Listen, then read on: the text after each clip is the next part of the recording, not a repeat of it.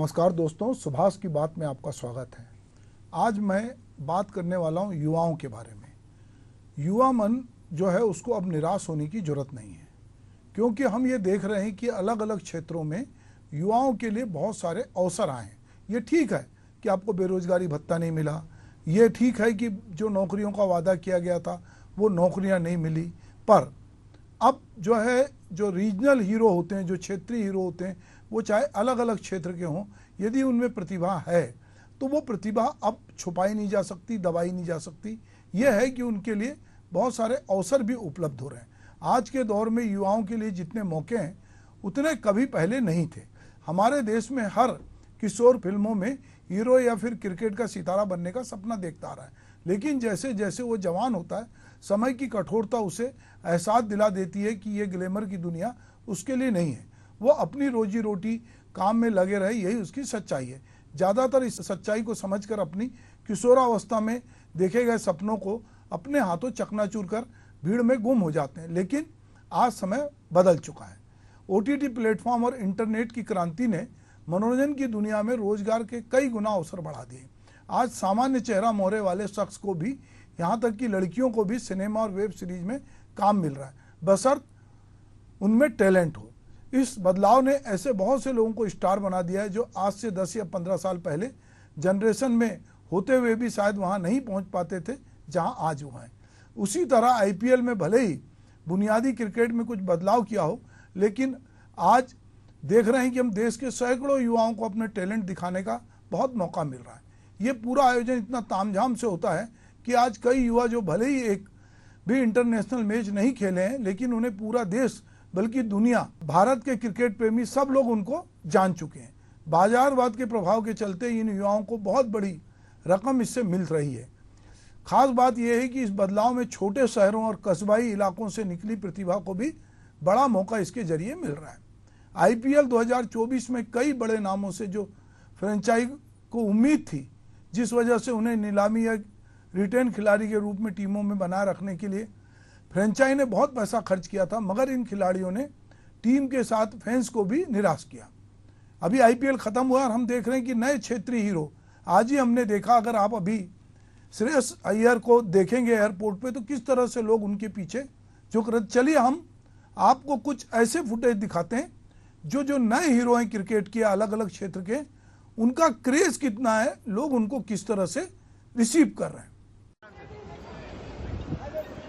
आराम से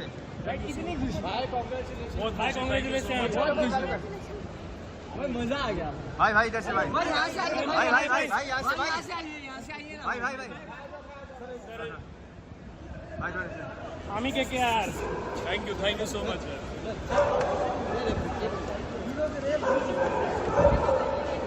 सर पीछे।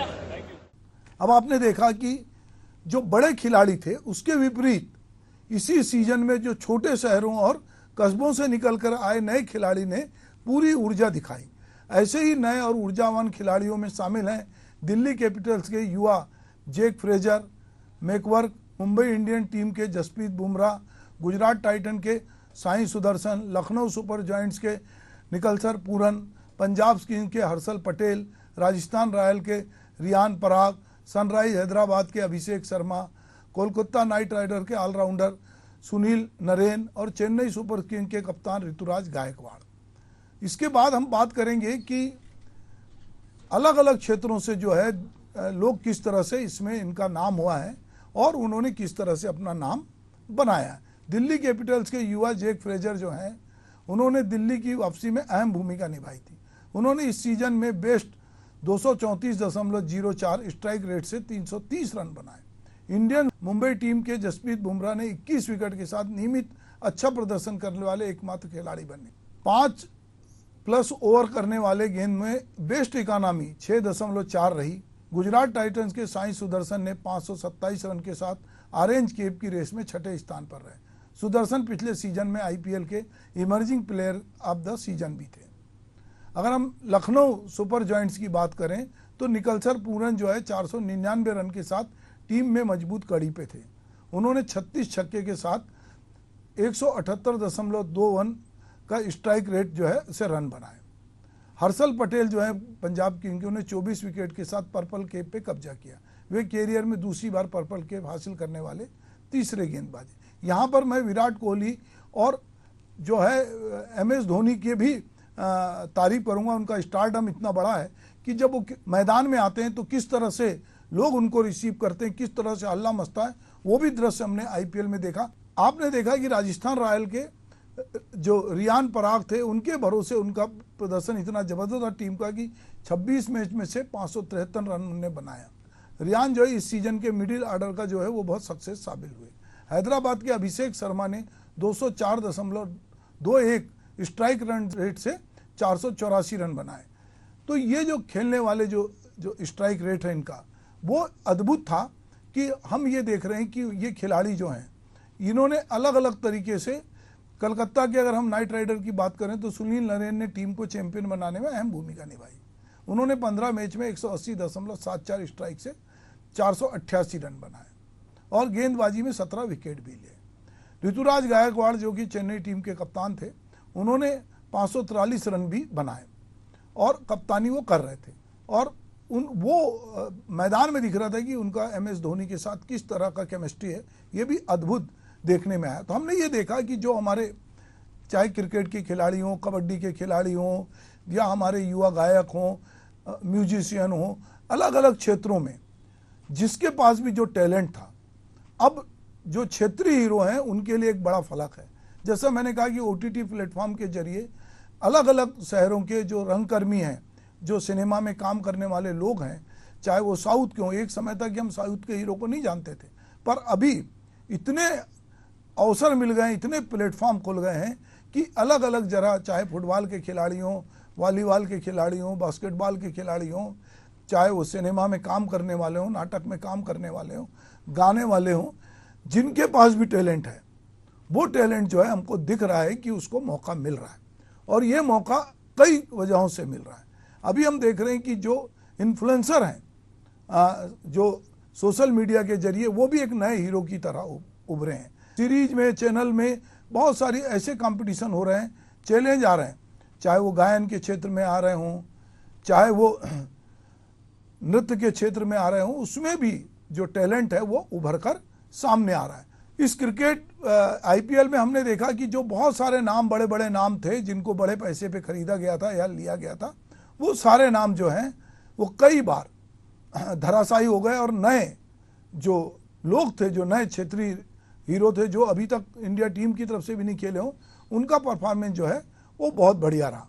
तो ये तो बात हम क्रिकेट की कर रहे हैं। हम इसी तरह से अलग अलग क्षेत्रों में हमने देखा कि कोई ट्यूशन पढ़ा के, क्लास लेके, कोचिंग करके खान सर की क्लास लोकप्रिय हो जाती है, कोई रेसिपी के जरिए, कोई खाना बनाने के बहुत सारे तौर तरीके के जरिए यूट्यूब में बहुत सारे लोग जो हैं दिन पे दिन स्टार आते हैं, क्योंकि वो अपनी प्रतिभा को दिखा रहे हैं और ये मंच जो है उनके लिए कहीं ना कहीं एक बड़ा अवसर प्रदान कर रहा है। तो हम ये समझते हैं कि हमारे देश का जो युवा है, जो हमारी सबसे बड़ी ताकत है, वो युवा इस समय अलग अलग क्षेत्रों में जिस तरह का बेहतर प्रदर्शन कर रहा है, वो निश्चित रूप से मुझे लगता है कि बहुत महत्वपूर्ण बात है। आज हमारा देश दुनिया में सबसे ज़्यादा युवा आबादी वाला देश है। इससे हमारे युवाओं को ज़्यादा से ज़्यादा मौका मिले और कहीं ना कहीं वो राष्ट्र निर्माण की दिशा में आगे बढ़ें।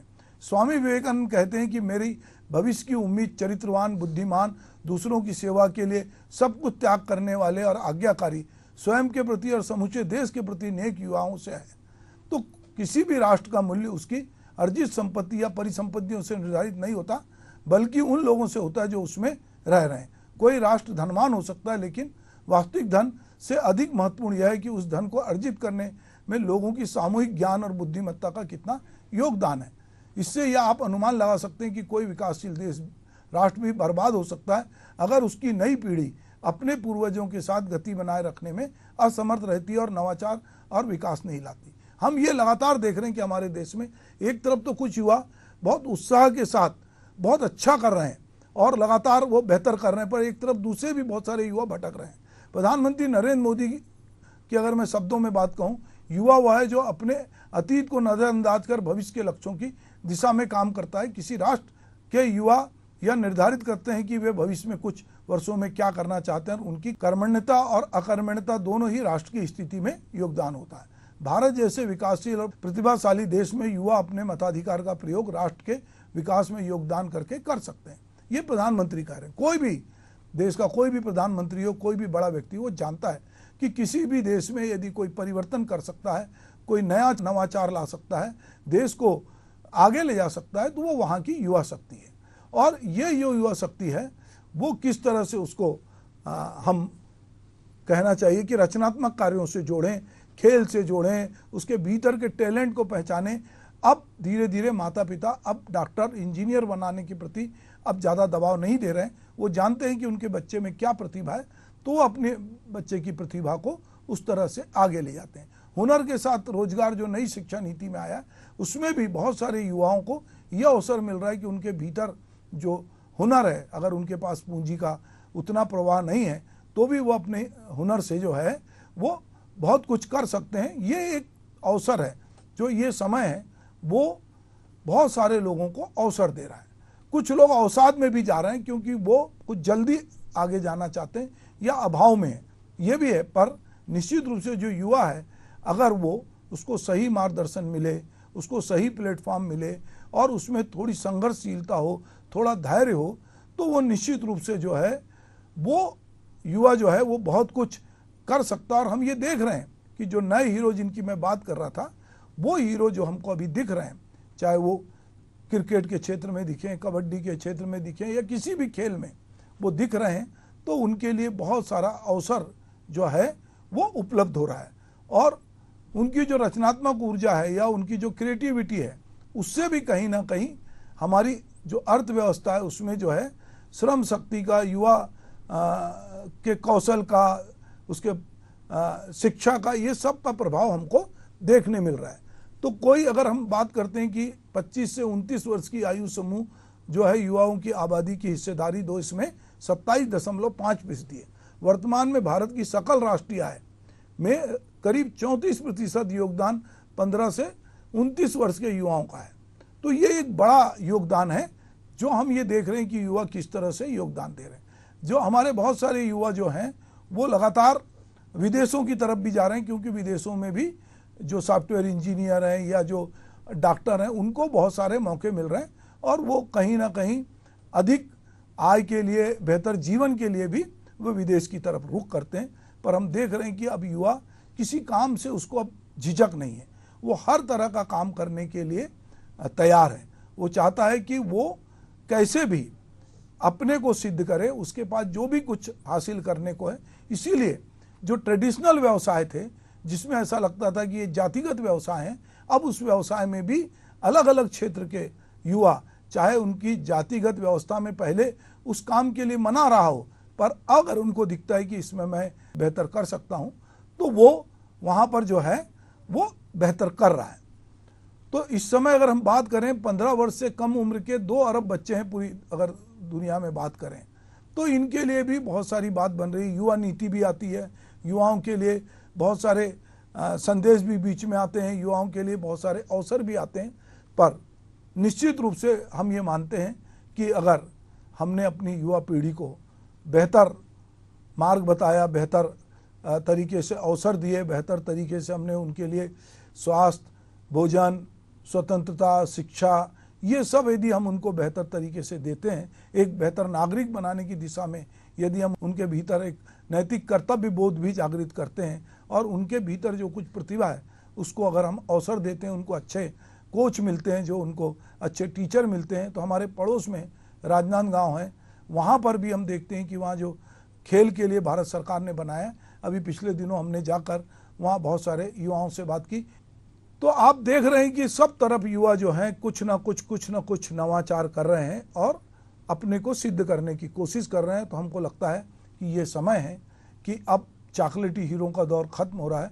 जिसके पास टैलेंट है, जो बहुत प्रतिभाशाली है, वो आगे आ रहा है। चाहे उसमें मनोज बाजपेयी हो, चाहे नसरुद्दीन शाह के बाद अगर हम कहें कि नवाजुद्दीन सिद्दीकी जैसे बहुत सारे लोग हैं जो बहुत हीरो की तरह नहीं हैं, पर वो अब लोगों की पसंद बनते जा रहे हैं, क्योंकि उनके भीतर जो है एक अलग तरह का टैलेंट हमको देखने मिल रहा है और लोग देखना चाहते हैं कि वो किस तरह से हैं।